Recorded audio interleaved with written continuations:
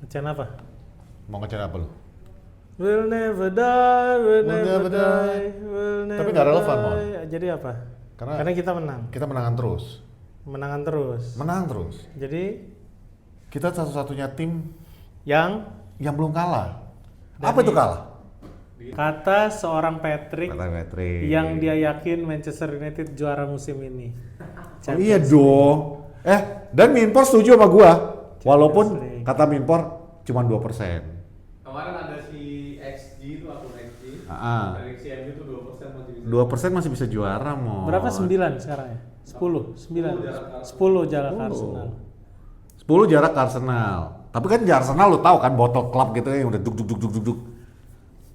Gitu. Bukan aja dah. Nggak jadi ngecen. Nggak jadi ngecen.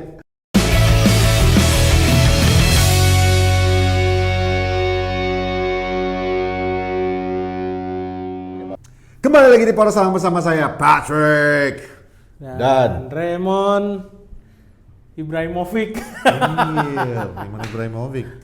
Ya, lo anaknya Minpor. Gue terakhir Zlatan ya bener ya. Gue terakhir kali ngelihat Manchester United yang menang meyakinkan bola atasnya tuh ya zaman dia. Cavani itu rebutan bola ya nggak? Maksudnya bener-bener scrimmage. Ini Yeah. kan yang bener-bener nggak ada kontes sama sekali setiap kali dia heading. Bahkan yang chance dia pertama kali yang kata Minpor kena handball Oh itu iya, yang udah maaf. nggak dikontes sama sekali, dia cuman bener-bener loncat aja udah ngalangin si Sesko. Nah terakhir ngelihat kayak begini ya zaman Ibra lah. Ya, gue sih kalau itu ya gue setuju. Ya. Tapi gue overallnya Mon, yang kayak kita udah ulang-ulang ngomong ya. Gue tuh bener-bener udah nostalgia zaman dulu Mon. Gue kemarin nontonnya sambil main Mobile Legend dong. Enggak lah, gua Gue bener-bener Gua yang mungkin termasuk apapun yang orang- terjadi pasti menang gue kira. oh enggak, gua di kuarter pertama, gua di babak pertama tuh bener-bener kayak anjing main kayak gini nih mau sampai kapan gitu loh. Babak pertama mah jelek. Babak pertama bukan jelek lagi. Udah anjir, Menurut gua curang. bukan jelek ya, apa ya? Katro. Katro. Iya. Pemainnya tuh kayak cuman udah lo main begini textbook. Ha-ha. Bener-bener textbook. Kayak Dalot ya. Dalot nggak usah diomongin lah. Iya. Even Maino tuh ke atas ke bawah tuh udah kebaca. Dan ketika bola diarahkan ke depan tuh udah pemain-pemain Palace udah nunggu aja Iya, udah. iya, Nggak iya. ngapain lo ngejagain pemain di tengah. Nunggu aja. Bola datang ke mereka udah pasti keambil. Itu yang menurut Bahkan gua. golnya Crystal Palace itu I think the softest header yang pernah lo lihat di sejarah Premier League deh. Gua nge-tweet di situ, itu menarik karena ini udah jadi masalah di 3 pertandingan ke belakang. Sadar atau enggak, kita tuh kalau bola scrimmage di depan gawang Le Mans itu tuh pasti ada 2 orang ngejagain 1 orang, 2-3 orang ngejagain 1 orang. Yang menurut gue ini nggak apa ya, nggak efisien. Itu terbukti Glasner cuma naruh 4 orang di situ, termasuk Lacroix yang benar-benar datang dari luar kotak penalti masuk ke dalam ngeco Yoro dapat bola rebound. Maksud gua ini kan udah mengkhawatirkan kalau misalnya ini diterusin kalau ini diterusin sampai akhir musim, mungkin nih kalau yang lo bilang United bakal juara nih bakalan kepleset jauh. Itu kekhawatiran gua ngelihat di bawah Gua rasa itu karena mereka terlalu sering ketemu sama tim-tim yang model Arsenal. balik lagi Everton. mental gue masih mental tim yang musim lalu peringkat 15. Jadi Ya, lo masih khawatir, peringkat kan? ketiga tuh menurut gue kayak udah sangat amat bonus. Nah, ya lo masih ke bawah.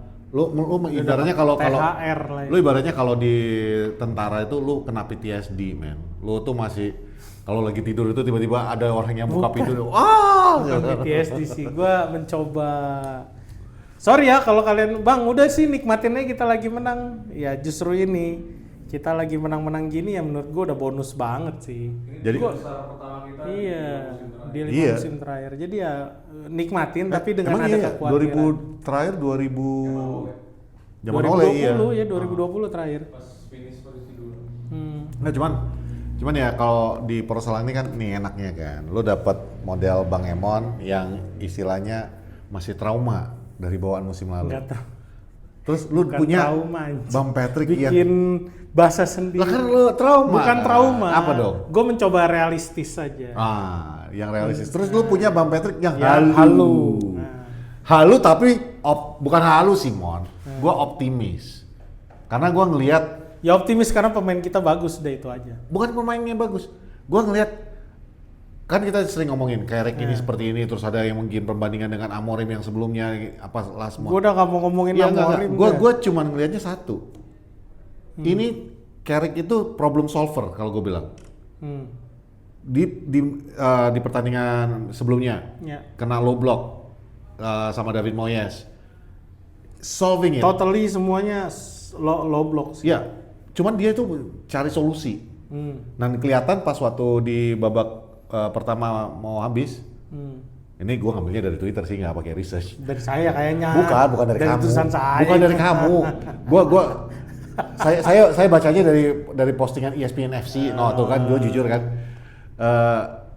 Dia nulis terakhir kali seorang Manchester United manager beda, ya. lari di akhir babak pertama masuk ke ruang ganti lari itu di tahun 2017. Dan ketika itu kalah 2-0 lawan Newcastle. Cuman akhirnya menang 3-2 lawan Newcastle. Nah, itu zaman Mourinho. Ya. Nah, ini sekarang Carrick masuk ke situ. Jadi yang dia bikin mini thread-nya itu ya ini Carrick ini benar-benar problem solving. Jadi begitu dia lihat kita ketinggalan, mainnya jelek di babak pertama, ya udah dia masuk ke dalam bersama Holland itu mereka masuk barengan. Ya udah we solve it. Plus ada bonusnya. Nah, kalau ini bukan dari ESPN FC. Ini yang dari kita lihat di pertandingan. Carrick itu sebenarnya punya bonus satu di lapangan. Kalau dulu Fergie punya Roy Keane, sekarang Carrick benar-benar punya seorang Bruno. Kok Dalot sih? Bruno Fernandes.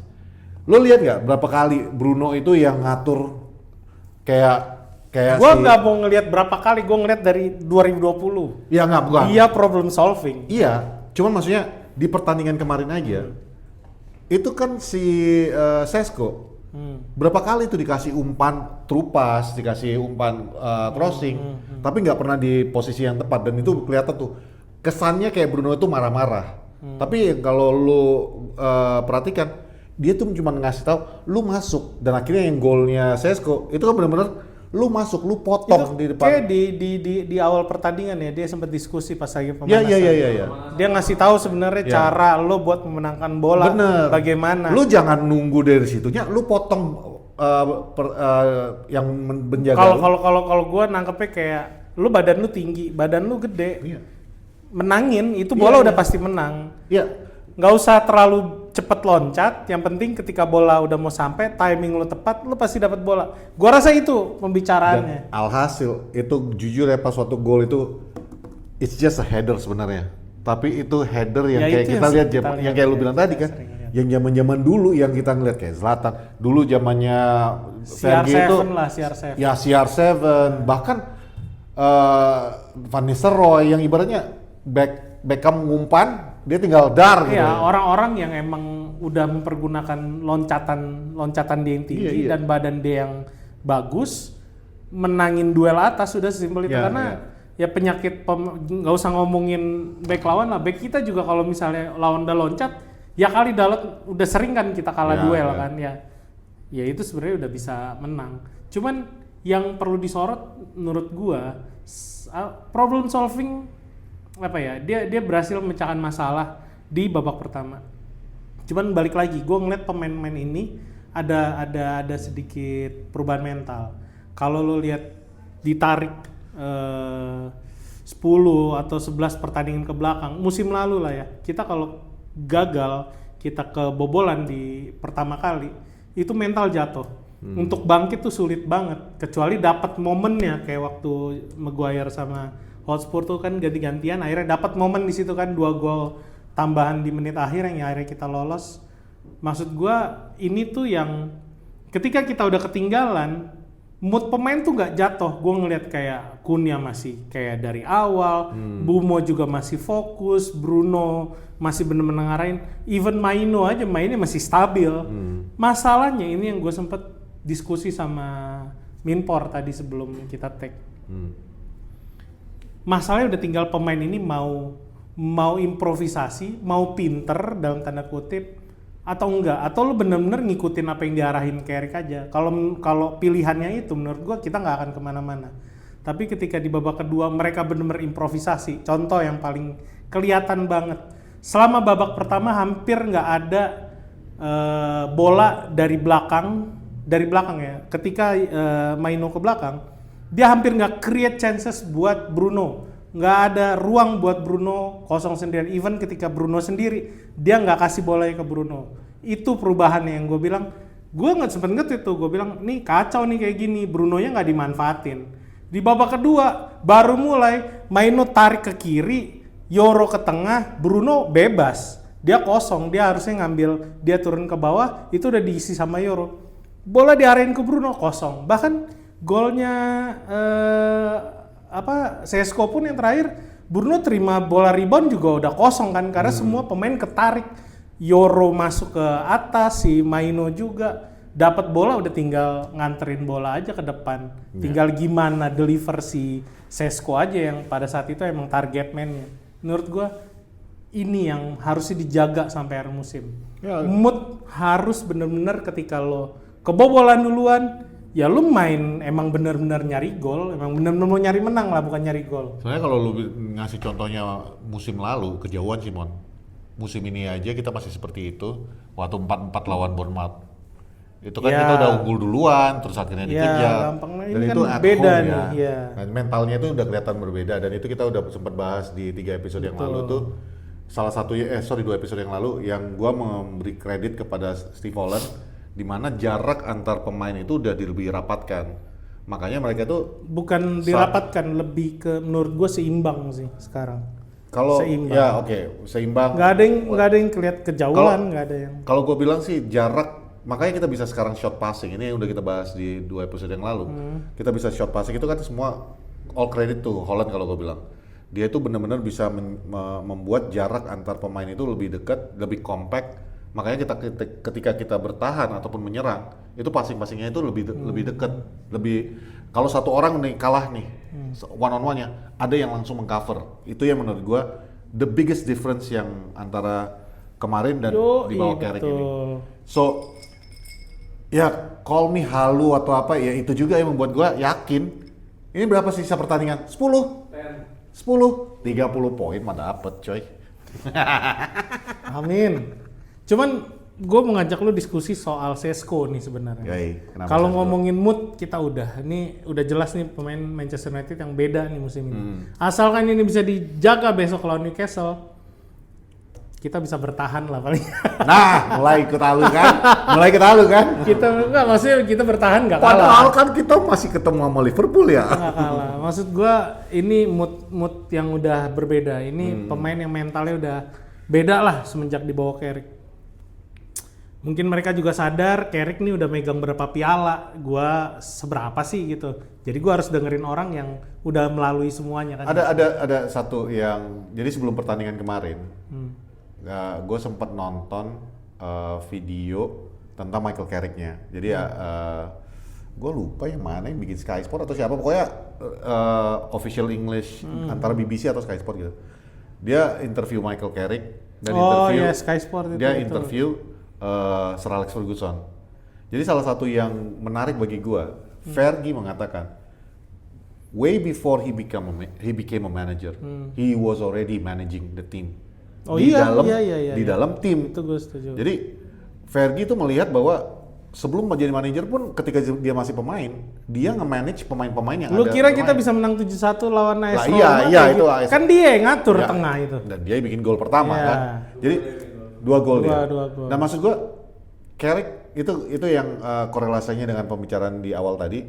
Carrick ini ya he's a problem solver. Itu yang menurut gua yang the basic need yang sebenarnya dibutuhkan oleh Manchester United yang tipe kita ini. The unique things yang sekarang dimiliki sama Manchester United. Sebelum-sebelumnya ya kayak tadi lah Bournemouth kita 4 sama, ya kita berapa 5 pertandingan kalau nggak salah ya. 5 pertandingan ya yang kita seri terus. 3 kemarin. Ya kan, yang sebelum Carrick kan, yang zamannya. Maksudnya kita seri terus. Dan itu semua terjadi bahkan ketika kita memimpin pun kita bisa kekejar dan akhirnya kebobolan lagi. Ya, Bournemouth itulah contoh yang paling relevan. Tapi kemarin sempat kejadian kan Fulham kita udah mimpin 2-0, akhirnya kekejar 2 sama, tapi the difference is this time under Carrick dia kasih problem solvingnya. Dia salah satu yang dulu zaman Amorim juga sering kita komplain adalah pergantian pemain yang bikin kita bertanya-tanya kok ini yang diganti. Yang kita sering juga di Porosaran tuh mempertanyakan kok pergantiannya seperti ini. Carrick so far menurut gua has been perfect dalam pergantian pemain. Sebenarnya kemarin juga gue khawatir sih itu Zirkzee masih iya, ada 5 menit Zirkzee masuk, Amat masuk, maksud gue ntar dulu kali, ini belum aman nih, even kita lawan 10 orangnya masih keserang. Mungkin tapi Carrick mungkin udah melihatnya aman lah, Zirkzee bisa kontrol ball, bisa hold. Nggak, dia hilang bola berapa kali ya ya? sih. Tapi Zirkzee kalau dia agak kenceng dikit dia kayak Ronaldinho. Sebenarnya Iya sih. kalau dia Dan lambat. Dan Amat juga kemarin kalau gue bilang ya balik lagi mungkin, dan ini ada di interviewnya Sir Alex Ferguson itu ya, yang Fergie itu kan dulu seringnya ya udah gue pakai pemain-pemain kenceng gue tuh nanti terakhir. Kalau kemarin kan kita mengharapkan Sesko yang terakhir kan, ini dibalik aja udah, Amat masih fresh, Amat yang ngebongkar-bongkar. Kita bener ya masang Sesko dari awal ya. Ya. Cuman beda gue jadangin Amat gue. Yang bener ya dia impor. Hey, for me, this is all good. Yang menurut gua yang sekarang harus jadi PR bagi Michael Carrick dan juga concern adalah babak pertama kemarin itu kenapa bisa terjadi lagi? Itu babak pertama itu ngingetin gua before Carrick. Sebenarnya lawan Kaiser kita juga udah kayak gitu kan. Iya. Iya. Dan Cuman kalau kemarin lebih parah sih Minpor. terus ada concern kayak ya taktik Carrick itu udah ketahuan. Udah ketahuan. Iya, betul. Makanya dia butuh problem solving. Itu Ya. itu udah gue Dia butuh mention. melihat lawannya secara langsung. Betul. Nah, sebenarnya gue ada sedikit perbedaan sama lu. Kalau lu ngelihat apakah kita akan terus begini di babak pertama? Menurut gue ke depan ada possibility kita akan kayak begini terus sampai Carrick benar-benar tahu kayak oh begini cara mainnya. Oke, gue rubah nanti atau gue pep talk cepet di pinggir lapangan siapa yang gue tarik itu yang melakukan perubahan. Justru yang menurut gue sekarang yang harus disorot adalah rotasi pemain. Oke. Menarik ngelihat Sesko kalau gue bilang ya. Dari kemarin udah banyak yang bilang Sesko tuh udah paling bener super sub. Gue juga bilang dia better super sub. Ya. Satu dia kenceng, dia punya semuanya dan ketika dia masuk tenaganya masih luar biasa gede gitu kan. Anak muda lagi. Cuman dia ngebuktiin kemarin tuh 75 menit dia stable, dia balance, dia benar-benar ngelakuin yang dia bisa. Even ketika kalau lo bilang enggak dia ketutup berapa kali sama Palace susah dia bergerak. Ya karena kita nggak ada improvisasi di babak pertama, nggak bisa mecahin masalah. Gimana cara ngebongkar pemain yang ngumpul semua di belakang? Dan itu baru terjadi di babak kedua. Sebenarnya dia udah punya banyak chances itu dan menurut gue dia salah satu pemain yang kemarin stabil. Nah kalau ngelihat kayak gini kita masih punya Cunha, kita punya Amat, kita punya Mbeumo. Belum lagi kayaknya nih kemungkinan setelah game Newcastle, even di Aston Villa, Mason Mount balik, ya kan? Ini kan akan jadi mungkin akan jadi suatu pemikiran bahwa siapa nih yang bakalan gue jadiin starter, Mason Mount kah atau Mbeumo, Amat, Cunha kah? Atau kayak kemarin lagi Sesko dengan catatan permainan babak kedua kemarin kita bawa dari awal. Jadi menurut gue ini perlu diperdebatkan sih. Menurut lu, Sesko udah pantas belum jadi starter? Setelah kemarin. Sekarang bukan masalah pantas nggak pantas sih kalau gue liatnya Mon. Gue ngelihatnya Sesko. Jangan cari aman jawabannya. Gue nggak cari aman. Yeah. Gue ngelihatnya seorang Sesko, Benjamin Sesko, sekarang lagi on a goal running streak 6 gol dari 7 7 pertandingan. pertandingan. Which is Di bagi seorang striker. Januari ini ya? Januari di 2026 ya? 2026. Bagi gua seorang striker yang paling susah didapetin momentum ketika dia percaya dirinya lagi tinggi-tingginya. Sesko lagi dapet nih. Lu lagi ibaratnya ini Sesko nih gue yakin selesai pertandingan dia udah pengen game berikutnya deh. Oh, karena ya, lagi apalagi masih pede-pedenya anak muda kan. Nah, makanya lagi pede-pedenya. Ini yang susah kan. Lu lihat Højlund, lu lihat bahkan seorang Wayne Rooney pernah ada yang masa slump-nya. Ketika seorang striker lagi susah-susahnya dapetin gol, itu yang membawa stres. Ya kalau di Liverpool tuh lihat aja Muhammad Salah saat ini.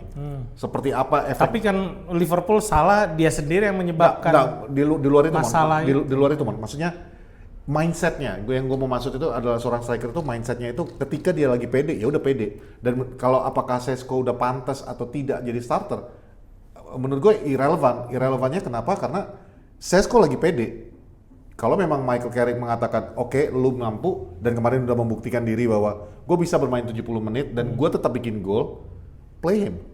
Cuman ketika nanti ada PR yang menyenangkan sebenarnya ya, Mason Mount kembali, bahkan seorang Patrick Dorgu juga udah bisa kembali nanti. belum. Nggak, maksudnya nanti ketika dia udah bisa kembali, itu kan PR, ibaratnya sebuah a good problem buat seorang manajer kan. Gua punya banyak pilihan. Paling itu aja nanti yang tinggal lu rotasiin. Kalau Dorgu kan nggak akan ganggu depan, dia udah pasti di belakang. Ya, kan bisa jadi kalau kayak kemarin juga di depan kan dibikin Ya winger dia mas. jadi winger. Kayak dipasang jadi winger. Gimana lu? Lawan Ya, Arsenal lawan City sekarang kan- pertanyaan gue menurut lu Šeško Iya, itu udah pantas belum nih? bukan, jadi makanya gue jadi jawabnya starter? it's irrelevant. It's irrelevant. Oh, irrelevant. Irrelevant karena menurut gue right now kita itu nggak bermain di kompetisi lain selain Premier League, Mon. Terus? Jadi play your winning team, play the players yang betul-betul yang lagi PD-nya lagi tinggi. Ini kita punya 2 winning team nih. Nah makanya itu dia maksud gue. Kan jadi repot sebenarnya, makanya pertanyaan gue jadi relevan. Apakah Carrick mau pilih winning team yang kemarin dengan Šeško jadi super sub atau yang Atau sekarang? yang sekarang. Nah makanya itu gue jawaban bilang. lu apa? Maksud gue itu. Tinggal tergantung lawan lu siapa. Itu makanya gue bilang tadi irrelevant karena basically itulah jawaban gue tadi. Jawaban gue adalah this is a good problem for a manager. Sebuah masalah tapi yang bagus. Ketika dia punya opsi, apalagi kita nggak bermain di kompetisi lain, cuma Premier League. Literally Carrick tuh bisa, oke, misalnya besok lawan Newcastle, gue tahu nih, gue harus siapa pemain barunya Walter Maeda. Gue punya opsi, bahkan seorang Heaven gue bisa percayakan. Kemarin Heaven masuk menggantikan Maguire. Karena Maguire cedera. Iya, maksudnya I can trust Heaven. Berarti rotasi gue tuh kan karena gue cuma main di satu kompetisi ini. Kalau gue Literally I bilang can Heaven trust. kemarin main karena nggak ada pilihan lain, tahu? Ya, karena Martinez juga lagi Liha belum lagi ini. cedera, nggak ada Iya. pilihan lain. Cuma maksud gue tuh this is the thing yang bisa dilakukan Michael Carrick saat ini. Gue tinggal lihat lawan gue. Ketika lawan Newcastle mungkin gue akan back-backnya Newcastle gue bakal ketemu sama back tinggi. Ya udah Šeško starting lineup. Atau gue butuh kecepatan, gue tinggal masukkan Bumo sama Ahmad lagi, bongkar-bongkar ke sana. Nanti Šeško masuk ke babak kedua. Kalau lu Minpor, Newcastle menurut gue lebih cocok Šeško cadangan sih. Iya. Karena kalau backnya tinggi, lo ketemu Back yang striker tinggi ya sama ketemu mentok. sama karena ada si itu Dan Burn sama Ya Denver. Sharner. Enggak, Sharner lagi cedera. yang mau ke MU nggak jadi. Iya, siapa? Pemain Belanda, back Belanda. Ya intinya itu jawaban kalau lu tanya tadi gua, jawabannya ya saat ini it's irrelevant apakah Šeško udah pantas untuk jadi starting lineup atau tidak. Ya terbukti kok dia bisa jadi starting lineup. He's got the quality for that untuk saat ini. Jadi tinggal Michael Carrick aja menggunakan pemainnya sesuai dengan lawan yang akan dihadapi. Tapi kayaknya Carrick lebih nyaman masang Šeško cadangan sih. Iya. Ngelihat. Sudah Kalau menurut gua karena udah 3 pertandingan kan dari cadangan. ya, menurut gua permainan kemarin sih memang dia ini kalau tanya gua ya, dibalikin pertanyaan yang sama, menurut gua emang dia bukan mesti jadi super sub, tapi permainan lebih efektif ketika Cunha, Bumo sama Ahmad sih. Iya. Itu lebih tenang. Jadi ngerusak konsentrasi pemain lawan di awal lebih baik daripada mereka udah nebak akan seperti apa di babak pertama. Oh, target man. Kita jagain dia pusing. Gue lebih ke situ sih. Tapi kenapa gue lebih memilih Šeško mendingan dicadangin aja. Cuma kalau di situ gue agak kurang setujunya, Mon. Gue ngelihat kemarin efek daripada Šeško main starting lineup, efek bagusnya itu ya di babak kedua paling kelihatan. Iya, karena babak pertama itu Cunha, yang gue bilang. Cunha bisa bebas nerobos ke kotak penalti karena Šeško itu pergerakan off the ball-nya Šeško narik dua back center back-nya itu untuk ngalangin dia karena ini udah jelas target man. Tapi Lacroix kemarin nempel Cunha terus. Ya memang Itu kenapa? udah memang di man-mark kan sampai ditarik-tarik sampai 3 jari kayak Nah itu gitu. sebenarnya juga jadi topik pembahasan yang menarik kalau menurut gua. Kita lanjut aja deh karena Apa ya? kelamaan nih kita bahas Sesko nanti aja pas kita bahas ketika nanti Newcastle ya. Oke. Jadi kalau menurut gua memang dia lebih pantas Dari cadangan. cadangan karena winning team Kunya, Bomo sama Ahmad lebih merepotkan daripada dia yang tidak terlalu mobile main di winger menurut gua gitu. Nah pembahasan berikutnya yang tadi gue bilang, Lacroix kemarin bener-bener ditugasin buat katanya buat ngantongin Sesko. Ternyata nggak, Sesko, Kunya, ternyata nggak kejadian, malah blunder. Menurut lo kemarin penalti atau enggak? Penalti. Clear penalti. 100%. Gua ngelihat dari slow mo atau apa ya. Yeah. Kita nggak ngomongin slow mo. Dia ke Kunya, menurut gua kemarin tuh cukup pintar. Dari awal Kunya udah tahu dia mau ngambil penalti. Karena begitu di luar, itu tangannya si Lacroix udah duluan di bahunya Kunya. Itu masih di luar kotak. Kunya maksain sampai ke dalam. Begitu di dalam baru dia ngejatuhin badan. Jadi kalau menurut gua, was it a penalty? Yes, it's a penalty. Apakah itu soft penalty? Bisa jadi soft penalty. Sangat soft penalty. Dan itu ya that's kalau lu ingat pas zaman-zaman dia main di Wolves, betapa sebelnya kita lihat seorang Matheus Cunha. Sekarang kita punya dia bikin sebel orang lain kan gitu. Itu kejadian lawan Fulham juga kan? Betul. Lawan Fulham di luar. Iya, di luar. Jadi kalau menurut gua itu ya the genius of Matheus Cunha kemarin. Dia udah ngerasakan di bahunya udah dipegang. Ya itu profesional futsal. Main futsal begitu, kalau udah dipegang udah jatuh aja. Dan basically yang dia lihat adalah dia nggak ngelihat ke kanannya ada pemain atau enggak kan. Dia cuma ngelihat Dean Henderson belum keluar dari gawang. Pas waktu dia udah di ujung kotak penalti. Begitu dia masuk ke dalam baru Dean Henderson. Artinya dia nggak tahu di sebelah itu masih ada pemain atau enggak. Yang penting gua masuk, gua jatuhin badan, ini pasti penalti. Cara dia muter badan itu juga kelihatan kalau dia mau nyari penalti karena emang, dia dari ngambil awal rendah kan. Jangan lupa passingnya Bruno tuh. Wah, itu ya brilian. Tapi menurut lo kalau penalti oke, gue juga setuju karena gue juga fans MU, gue pengen itu penalti. Itu jelas gangguan buat pemain depan lah ibaratnya. Tapi apakah itu kartu merah? Debatable. Itu debatable. Kalau itu ya, itu jujur kemarin pas waktu. Kalau kalian mau ngomong soal itu, coba jujur pas komen waktu di VAR, gua sendiri ngomong sama teman gua juga bilang, gua ini nggak, anjing nih kasar ini kalau kartu merah mah parah sih nih. Parah. Ternyata VAR-nya tuh ngeceknya buat kartu merah bukan penalti. Iya. Dan ternyata, gitu ya? Iya, enggak, karena Bruno kan di interviewnya udah mengatakan pas waktu di interview dia habis pertandingan kan ditanya, apakah Anda khawatir ketika di VAR nggak mendapatkan penalti? Oh tidak, penalti udah dikatakan dari awal udah penalti. Yang di VAR itu adalah apakah itu kartu merah atau tidak. The problem dengan Lacroix kemarin itu ya balik lagi gue bilang geniusnya seorang Matheus Cunha. Ketika dia masuk ke dalam, yang tadi gue bilang Dean Henderson belum keluar. Seandainya tadi Dean Henderson keluar, itu nggak jadi kartu merah. Karena bukan last man lagi dan bukan clear and chance untuk mencetak gol. Masalahnya Dean lambat masuk dan ternyata yang di sebelah kanannya juga masih jauh di belakang. Karena dia ngelihat Lacroix kayak narik offside. Ya. Cuman ternyata Lacroix sendiri sadar dia ini nggak offside. Gua di belakang dia awalnya. Kalau gue bilang Lacroix itu stuck in two minds, Mon. Iya. Dia pas waktu di luar narik kan. Begitu dia lihat Matheus Cunha nggak mau Balik jatuhin badan, badan. nggak itu kan udah balik badan udah lari kan. Begitu dia lihat Matheus Cunha yang belum mau menjatuhkan badan, itu baru dia lepas. Nah, VAR nangkep, makanya kan itu kemarin kalau lu lihat yang di replaynya itu bolak dan bahkan di Twitter hari ini rame, kan. 3 jarinya itu kan yang kelihatan dan disitulah akhirnya. Cuman iya benar sih itu terlalu rough maksud gua. Dengan pelanggaran gitu kartu merah gila juga. Tapi sih. seandainya tadinya nggak kartu merah, Mon, lu yakin nggak kita menang? Itu pertanyaan Karena mereka akan terus slow block itu. Tapi dia kaget juga, dia pasti berharap punya kalau kontrol passing Bruno. Benar. Iya. Ternyata balik badan jelas. Tapi kalau lu lihat kan Lacroix juga pas waktu dikasih kartu merah nggak banyak protes kan? Karena dia juga udah tahu ini udah pasti kartu merah. Dia udah gini-gini sih sebenarnya.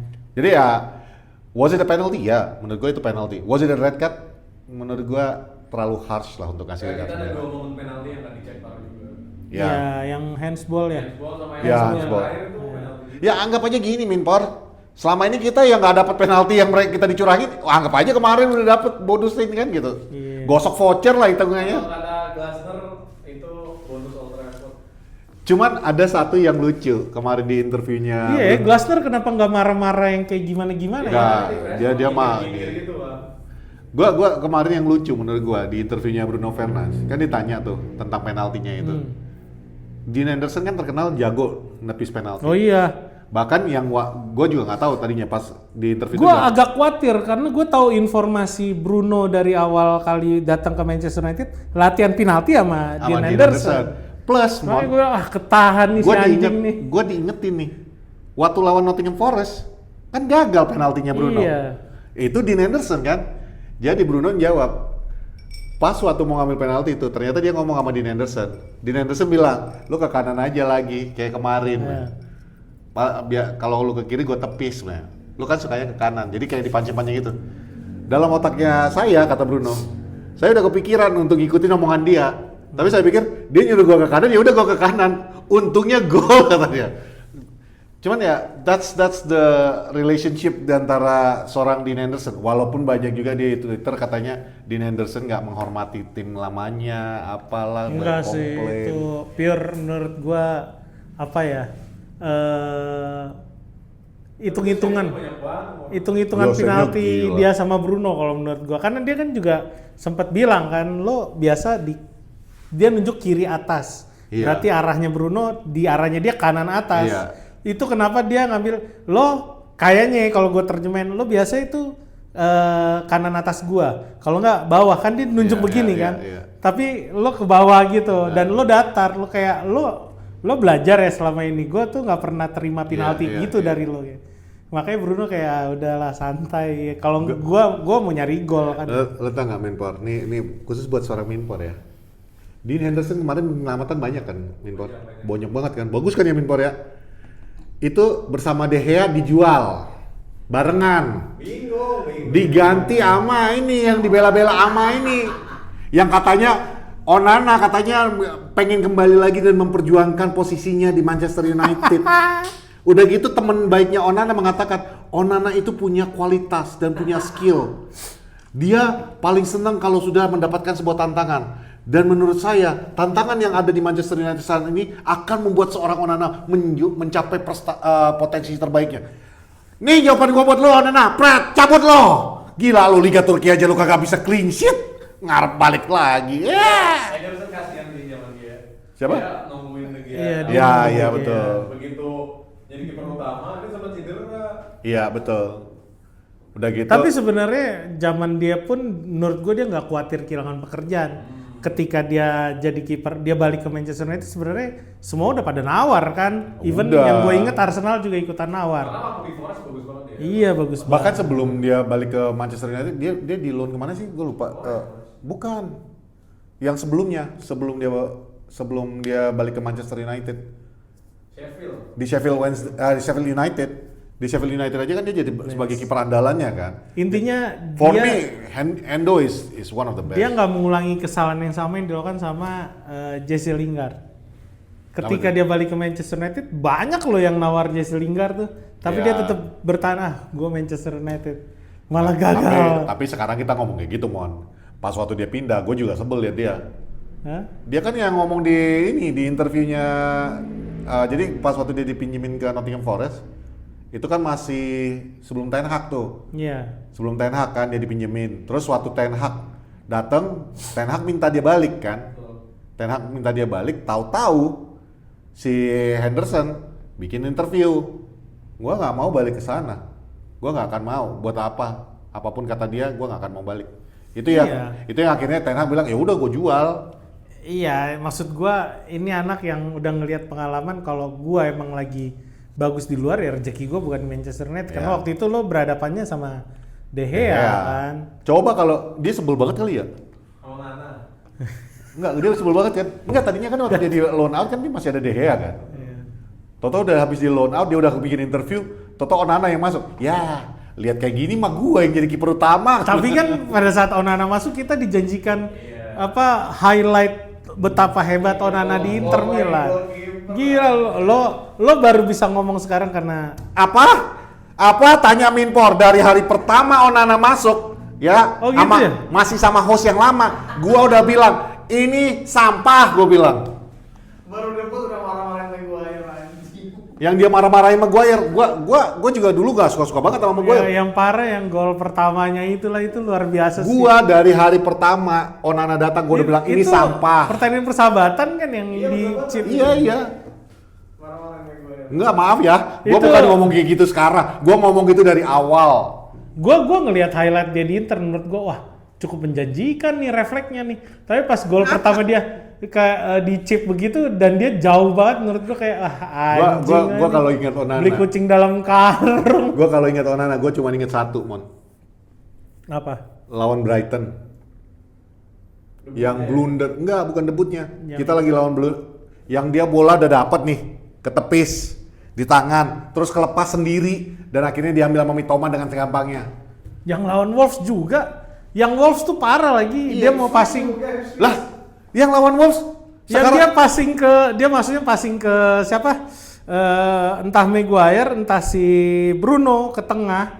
Tapi bolanya ke siapa? Joao Gomez ya. Joao Gomez terus Kunnya udah lari gitu kayak. menurut lu itu udah Langsung parah? gol. Menurut lu itu udah parah? Neto sorry, masih Neto masih menurut Neto. lu itu parah? Ah. Hah? Matias Cunha punya highlight terbaiknya, bikin gol dari corner masuk Oh langsung ke iya, gawang, iya. bos. Iya itu di pertandingan yang sama Iya, kan. itu kan Onana. Iya maksud gua itu Lu kayak, mau wah, balik. gila sih ini Maaf udah ya, Bos. keterlaluan banget. Maaf banget, Bos. Hidup kami sebagai fans Manchester United saat ini udah bahagia dan tenang ada Lamens. Lamens juga bukan hebat-hebat banget, tapi kami udah lebih tenang karena kami punya kiper. beneran. Ya, kiper Iya, bener. beneran. Tapi Dean Henderson sekarang nasibnya sama kayak di MU di Inggris. Jordan Pickford. Ya, Jordan Pickford Iya, mulu. benar. Tapi kayaknya ini musim terakhirnya Jordan Pickford deh. Iya, untuk di dia timnas. 32. Iya, Anderson juga sekarang udah 30-an kali. Ya, 30, 28 28 ya. mah masih umur prime untuk seorang kiper. Piala Dunia masih di- Iya, Ya, masih dapat David lah. Simon kan lagi oke-oke juga pas udah tua. Enggak, ada waktu-waktunya di chip sama Ronaldinho tuh Piala Dunia 2002. Tapi kiper Inggris emang tolong mulu. Iya, tahu. Robinson ada. Gua bingung. Robinson itu Gua gua ini yang kocak mah kita lagi prime-nya Inggris, kipernya David James dong. Aduh, udah gong banget itu anjing yang kita lagi kualifikasi Inggris, dia karena masuk kan. Ini ketahuan banget nih. Udah fans MU, fans Inggris Fans semua Inggris ini. di sini. semua. Anjing. Aduh. Ya orang-orang pada nanya kenapa prime-nya Inggris nggak pernah juara, kipernya tolong. Ya karena kipernya tolong. Tapi ini kita dari off topic banget ini ya, udah jadi ngomongin Inggris. Tapi kalau Minpar, kalau menurut gua kenapa Inggris dulu tuh the golden generation-nya Inggris nggak jadi juara? Sesimpel sebenarnya itu juga yang gua harapkan ada lagi di MU. Dulu itu nggak akan pernah bisa Inggris juara karena pride untuk klub itu lebih tinggi daripada pride untuk negara. Betul sekali. Iya. United, England. Iya, makanya dan itu Rio Ferdinand mengakui, Steven Gerrard mengakui, Frank Lampard mengakui. Gak ada yang mau salaman sama John Terry waktu itu Ya, kan? bukan, mereka itu kalau makan di timnas pun ini mejanya MU udah isinya MU semua yang duduk di situ. Mejanya Liverpool ya berdua aja itu John Terry sama sekarang. Terus nanti ada yang komen, "Bang, emang sekarang ada mejanya MU kan?" Kasian sekali. Ada, Bos. Apa ini mau dipanggil timnas Ada. cedera kemarin orangnya? Ada. Dua-duanya tapi lagi cedera. Jadi meja makannya agak di belakang dikit. Aduh, kasihan ya. Paling kayaknya Maguire sih masuk Tapi sih. biar saingan back harusnya Luke Shaw sama Maguire Iya. bisa di situ. Masih bisa lah. Cuman Inggris kator-kator. gua nggak tahu Luke Shaw apa cedera apa. Enggak cuma knock Cuma knock doang doang. kemarin. Maguire? Katanya sih antara Newcastle Knock juga. atau Aston Villa udah bisa balik sih. Oke. Luke Shaw kan tiap mau ada turnamen sehat ya. Nggak, itu kan seorang Luke Shaw. Betul ya kata Minpor. Setiap ada mau turnamen, dia pasti udah langsung sehat. Iya. Dia makan gaji buta 4 tahun. Nanti tahun kelima baru kerja. Tapi ya udah itulah, ada tinggal 10 pertandingan lagi dan mungkin Newcastle nanti kita bahas di episode berikut aja kali ya. Gitu aja lah. Sip. Oke, kalau kalian tertarik dengan apa yang kita perdebatkan dari tadi, termasuk apa ya informasi yang disampaikan Minpor, langsung komen aja di bawah ya guys. Kita Ya. diskusi di sana. Prediksi di match mana MU akan kalah di 10 pertandingan. Oke, Oke, mulai dari Yaman dulu. kita lihat. Gua dulu ya. Ya silakan Minpor dulu. Kita akan kalah di Chelsea. Kak. Buset dah lu. Kaget. Liverpool menang. Gue kaget. Tesis biasanya lawan yang Oh. Gue kaget deh ngomong gitu. Iya sama. menurut gue yang kita pede malah kalah. Yang bikin gol Garnacho. Iya. Udah skenario bagus banget itu. Skenario bagus banget. Chelsea berarti menurut lo nih lawan Aston Villa, Newcastle aman ya. Lawan Leeds juga menurut gue sih aman. Easy banget. Tapi kalau gue bilang sih, Buset, Leeds kemarin nahan City 1-0. bos, nggak ada sejarahnya bos. Leeds nggak ada sejarahnya bos. Minimal 6 gol. We all hate Leeds. Gimana lagunya? We all hate Leeds, we all hate Leeds, come, we all hate Leeds, come, we all hate Leeds. Oke, kalau gue mungkin akan kehilangan poin di Bournemouth sih. Wih. Di Vitality ya. Oke, agak susah karena Itu lawan ngeri. kecil Ya. Tadar, kalah, kehilangan poin, kalah apa seri? Kalah. Kalah. Oh, Kan kalah. Ya, Oke, make sense. sekarang gua nggak ada. Wih. Berarti Carrick udah pasti pelatih musim depan. Justru itu sebenarnya sebelum kita tutup episode ini. Oke. Ya. Wah, menarik nih. Ini satu yang gua pengen nanya ke kalian, komen. Ini bener-bener gua pengen nanya. Yes. Jadi bukan Komen lagi, Om. bukan YouTuber yang minta lu komen, tapi bener-bener gua pengen tahu pendapat lu ya. Nah. Michael Carrick, kita udah pernah ngalamin Ole Gunnar Solskjaer. Sama kayak gini ya, 9 win in a row, euforia lagi bagus-bagusnya. After that night in Paris, dia langsung dikasih kontrak dan di ujung-ujungnya akhirnya hancur. Gara-gara Ronaldo itu. Ya, Bedanya ada Nggak- Ronaldo. walaupun gara-gara apapun, akhirnya at the end of the story jadi pahit. Ronaldo, Rashford. Ya, akhir lanjut, story-nya lanjut. kan pahit gitu ya. Ya. Nah sekarang ini kita kayak terulang lagi nih, kayak petir itu nyamber di tempat yang sama nih. Michael Carrick 9 games saat ini, enggak sih, 7 dong. 7. 6 menang 1 seri. Ya. Tapi dengan total dia udah 10 pertandingan ini untuk rekornya sebagai interim manager Belum kalah. belum ada kalah. Kalah. So in a way a little bit better. Permainannya juga a little bit better daripada Ole. Menurut kalian Bedanya ada Ronaldo doang. pantas nggak seorang Michael Carrick mendapatkan pekerjaan sebagai Coba kalau dari Bang Patrick gimana Bang Patrick? kalau gue pribadi gue pengen Kalau gua asal dia nggak manggil Rashford lagi Pak. Kalau dia manggil Ka- Rashford ya penting, Sob. kalau Rashford kan udah jelas nih Barcelona udah jelas membayar 30-nya. Messi sebenarnya nawar mulu 30 euro. Iya sih 30 dia minta. Masih nawar. Enggak Cuk. 30 masih nawar dia. Emang masih ditawar lagi? Woi Barca, bener-bener decul lu ya. Udah. Dia mahal. Kalau gue bilang lepas ke Napoli udah paling aman dah. Gajinya mahal Rashford. Napoli Ya, mau gajinya kali tinggi. 30. Udah nggak apa-apa lah, lepas aja rugi. Kalau Italia harus motong gaji setengah. Iya. Iya, mau nggak mau lah. Udah Cuman, tua, cuman, cuy. cuman, 29, cuman tahun menurut depan lu 30 dia. Oke nih, untuk jadi. Kalau nggak manggil orang-orang lama dulu. Oke, kalau lu Mon, Kalau gue sih masih takut ya. lu takutnya kenapa? Ini sebenarnya gue pengen tahu. Dengan Lu takut karena kejadian Ole lagi? Bukan, atau bukan.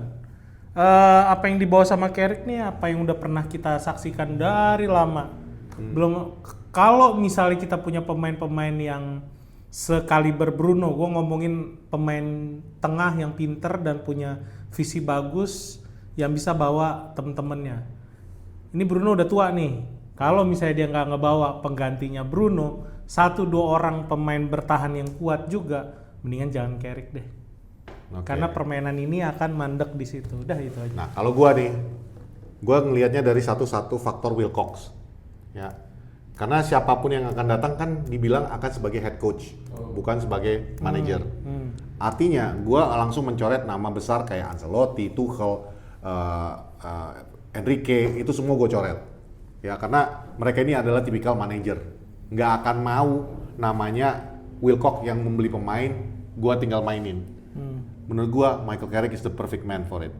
Cuman gua jujur ada rasa takut gua tapi takut gua itu lebih kepada trauma Ole. Bagus begitu nanti kita udah mulai ada losing run, 2-3 pertandingan seri nggak bisa menang atau menang jelek apa semua. Gua takut sama fanbase kita. Tapi itu kan Tapi Ole dosanya banyak banget. iya. Dosanya Ole memang banyak. Cuman 7 gol. oh ya, Itu itu kan parah. terakhir ya. Ditambah. Di Old Trafford 5 gol. Iya. Iya, 7-0 sama Cuman 5-0 ya itu balik lagi. baru terakhir 4-0 yang lawan. Ini terkait sama manajemen kita What? juga sih sebenarnya. Gua mungkin masih ada optimis apalagi ngeliat keadaan sekarang. Keadaan sekarang lo tau lah kayak gimana kan. Mau world war nih. Ya, jadi gua masih ada keyakinan akan ada investasi besar yang masuk. Itu sih. Yang pasti nggak mungkin dari Arab lagi, Mon. Mereka lagi perang. Nah, itu aja udah. Bapak udah beli Standard. Nah, Udah. Oke, kasih komen kalian. Untuk episode ini sekian dulu. Gua Patrick. Dan gua ada Raymond. Bimpor di belakang layar. Nggak ada fans Arsenal tadi. Nggak ada Nggak kameramen ada. Arsenal, dia lagi tugas dinas. Jadi buta ini. Lagi buta. makan gaji buta ya. Tapi kemarin dia bahagia wah, karena kita bahas Arsenal ya next yuk. nggak, dia bahagia kemarin karena Arsenal menang 2-1. Corner FC luar biasa. Ya wis, itu aja.